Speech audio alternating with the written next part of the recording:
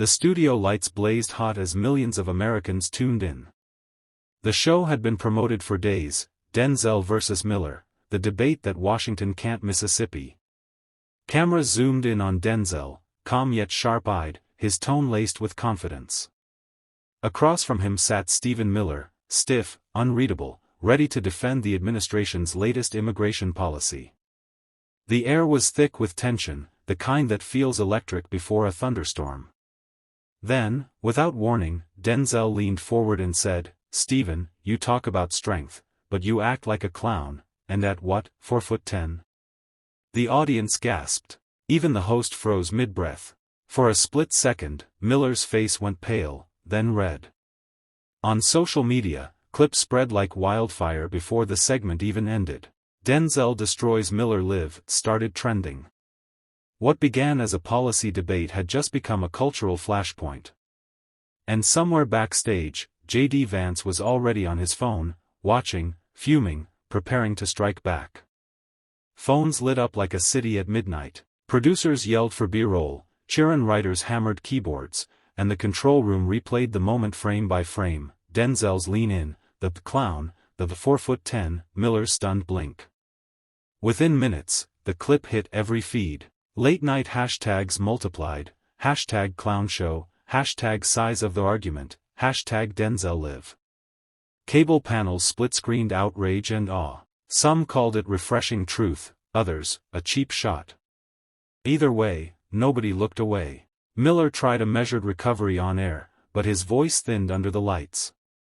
"This is exactly the politics of mockery," he said, knuckles white under the desk. Denzel didn't flinch. "What's mockery," he replied, "is dressing cruelty up as policy." The host cut to break on a countdown that sounded like a heartbeat. In the silence, studio crew traded glances, the kind you see after lightning strikes too close.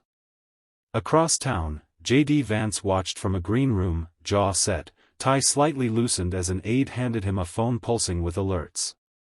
"He just humiliated Miller," the aide said. "Your slot's in 9. Vance didn't look up.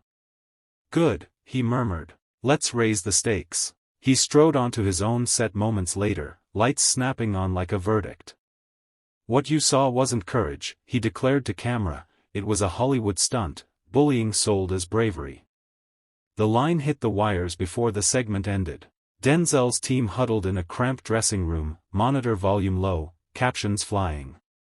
"He's trying to reframe it as elitism," his comms lead said. Denzel sipped water, calm as stone. "Then we tell the story they're afraid of," he answered. "Power punching down." He slipped his notes into a folder, bullet points on detention stats, court rulings, names that never make cheerins. Back on air, Vance leaned harder. "If Denzel wants a real debate, I'll meet him anywhere, no scripts, no edits." It was a challenge dressed as nobility, and the headlines bit. Conflict had a new antagonist, and the night was far from over. By dawn, the confrontation had mutated into a full-blown media wildfire. News anchors looped Denzel's smirk side by side with Miller's glare, while political strategists whispered about a turning point in the culture war. On cable, pundits debated tone instead of truth. On X, edited clips played like boxing highlights, slow-motion close-ups, added crowd sound effects, even mock posters reading "Denzel versus the establishment." It wasn't just a TV moment anymore. It was a movement, and Washington could smell the smoke. Inside the Capitol, J.D. Vance's team worked the phones relentlessly. Push the narrative, arrogance, celebrity politics, leftist theatrics, one advisor barked. They framed Denzel not as brave, but as dangerous, a performer mocking public servants while Americans struggled. The tactic was ruthless but effective. Overnight, conservative donors lined up behind Vance's media blitz. Meanwhile, Miller, still nursing the sting of humiliation, crafted a carefully worded statement calling the remarks a personal attack on every hardworking American. It was spin, but it worked. Outrage had a new banner. Denzel, however, wasn't backing down. He appeared the next morning on Morning Frontline, wearing a navy jacket and quiet defiance. "If telling the truth about cruelty makes me the villain," he said evenly, "then fine, I'll wear the cape." The line was raw, unscripted, perfect. The host raised an eyebrow, the audience erupted. Within hours, that single sentence was clipped, subtitled, and everywhere. At noon, J.D. Vance fired back during a press conference on Capitol Hill. "America doesn't need heroes in capes," he said, his voice low and deliberate. "It needs adults." Behind him, Miller stood silent, staring down the reporters. Cameras clicked like gunfire. The tension was now personal, ideological, and deeply public. And as the headlines rolled, both camps knew, this was no longer about one insult. It was about who controlled the story. By Thursday morning, America was split clean down the middle. Cable screens screamed "Denzel disrespects public servant" on one side and, finally, "Someone stands up to power" on the other. Every network wanted a slice of the outrage.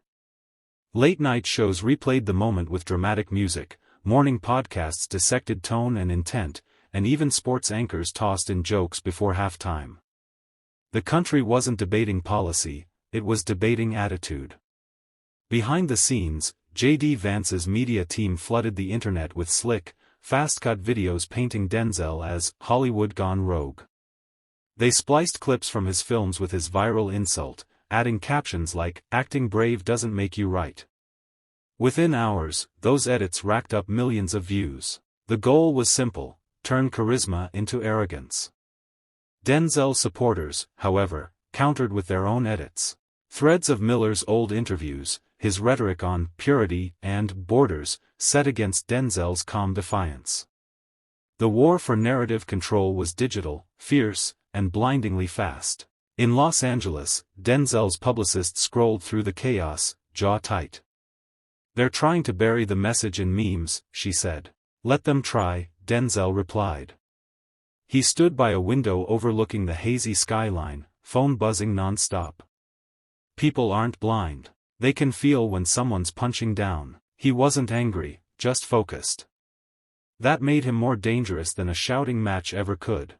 Meanwhile, Vance prepared for his Sunday show appearance, the big one. The producers wanted fireworks. "He'll double down on patriotism," said one aide.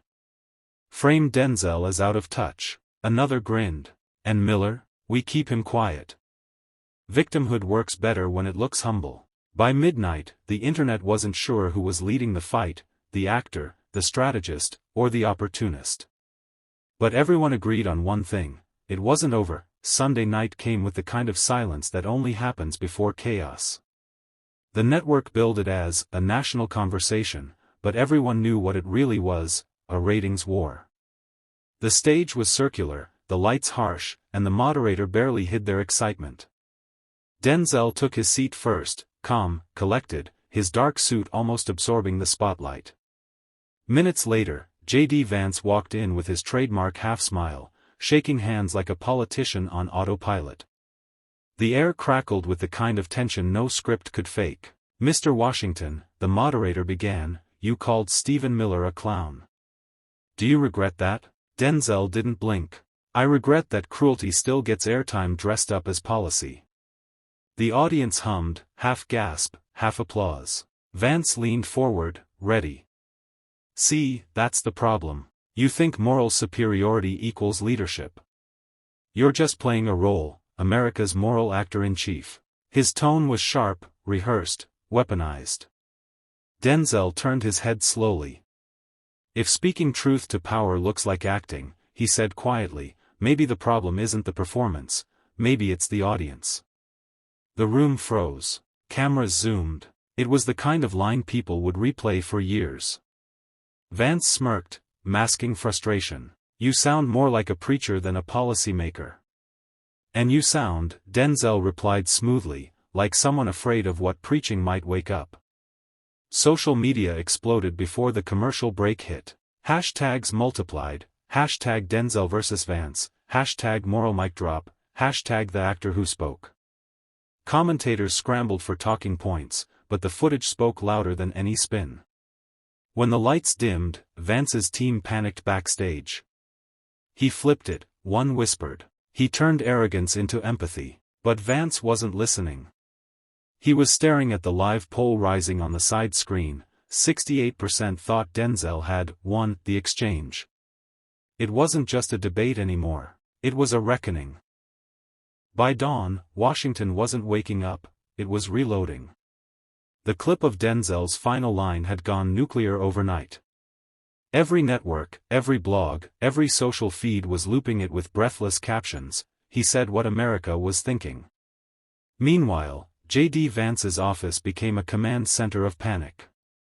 Advisors hovered around screens, spinning damage control like their careers depended on it. "We say he's an entertainer," one snapped. "He doesn't understand policy, he understands applause." Vance, jaw tight, just muttered, "Then we drown him in the noise." That noise came fast. By noon, dozens of conservative commentators flooded the airwaves, calling Denzel unhinged, unpatriotic, even Hollywood elitist gone rogue. Hashtags shifted. Hashtag moral mic drop was met with hashtag fake courage and hashtag stage prop politics. It was classic narrative warfare: twist the intent, question the motive, repeat until truth blurs into fatigue. Denzel's team met in a dim hotel conference room overlooking the Capitol. His publicist scrolled through feeds, muttering, "They're painting you as arrogant again." Denzel stayed quiet, hands clasped, eyes on the skyline. "They can call it arrogance," he said, "but they can't call it a lie." His voice carried that steady weight, the calm that comes after a decision you know can't be undone. Across town, Stephen Miller finally broke his silence in an exclusive interview. He smiled thinly into the camera. "I don't respond to insults," he said. "But I do respond to hypocrisy." The interviewer pressed for details, but Miller sidestepped, smirking as though the damage had already been undone. It hadn't. The clip's dislikes ratio hit record levels within hours. By nightfall, security called Denzel's office, online threats, targeted harassment, posts with veiled warnings. His assistant looked up, uneasy. "You want us to shut down your socials for a bit?" Denzel shook his head. "No," he said. "We keep the light on. Let them see I'm not hiding." The battle had left the screen. It was now personal. The next morning, the press lined up outside a small auditorium in D.C. Rumors swirled. Denzel Washington was about to respond, not as an actor, but as a citizen. Inside, the stage was bare. No flags, no sponsors, just a single microphone under a soft spotlight. When Denzel stepped out, he didn't smile. He didn't need to. Cameras clicked like thunder. He adjusted the mic and looked straight into the crowd. "I've been called arrogant, emotional, fake brave," he began, voice steady, eyes locked on the lenses. "But if telling the truth with calmness scares people more than shouting lies, maybe we should ask who's really performing here." The room went silent. "This isn't about me and Stephen Miller," he continued. "It's about a country where empathy gets mocked and cruelty gets applause. If that's the stage we're all on, then I'm not here to entertain, I'm here to interrupt the act." Reporters scribbled furiously. The statement wasn't fiery, it was surgical. No sound bites, no personal attacks, just clarity. That made it more dangerous than any rant could have been. Within an hour, clips flooded the internet again. Hashtags flipped, hashtag not here to entertain trended globally. People posted their own videos, teachers, nurses, veterans, saying they were done performing for approval. Denzel's words had tapped into something bigger than politics. J.D. Vance, watching from his office, slammed his pen down. "He's hijacking the moral high ground again," he hissed.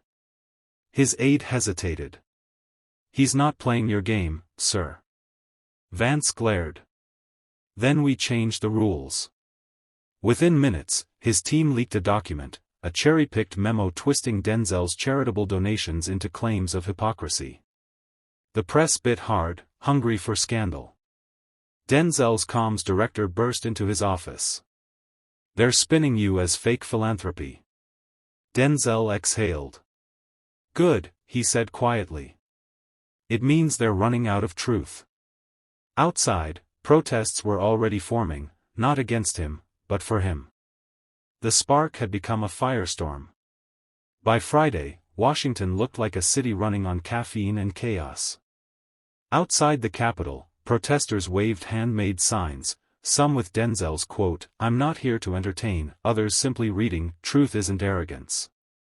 The movement had outgrown the man who started it. Cable networks couldn't decide whether to vilify or glorify him, and social media had turned every clip into a rallying cry. One outlet called it the Denzel Doctrine. Another called it ego with better lighting. Either way, the fire was spreading. J.D. Vance, under pressure from donors, doubled down on the smear campaign. "This isn't about freedom of speech," he told reporters. "It's about accountability for public influence." But his voice cracked slightly, exhaustion, maybe fear. Miller, standing beside him, kept his smile tight, hands folded just so. Behind closed doors, aides whispered that Vance's approval numbers were slipping for the first time in months. One poll headline summed it up perfectly: "The calm beat the shout." Meanwhile, Denzel was paying his own price. Sleep was rare, and his team begged him to step away. "They're weaponizing fatigue," his publicist warned. "That's how they win, they wait until you burn out." But Denzel just nodded. "Then we outlast them." He spent his evenings writing by hand in a leather notebook, phrases like, "Integrity isn't performance," and "Patience is louder than anger." He wasn't writing for speeches. He was grounding himself. That night, a late broadcast ran a panel discussing whether Denzel had crossed a line by becoming too political. One commentator sneered, "He's an actor pretending to be a philosopher." But another, a veteran journalist, interrupted sharply, "Maybe he's just saying what people with power never have the courage to."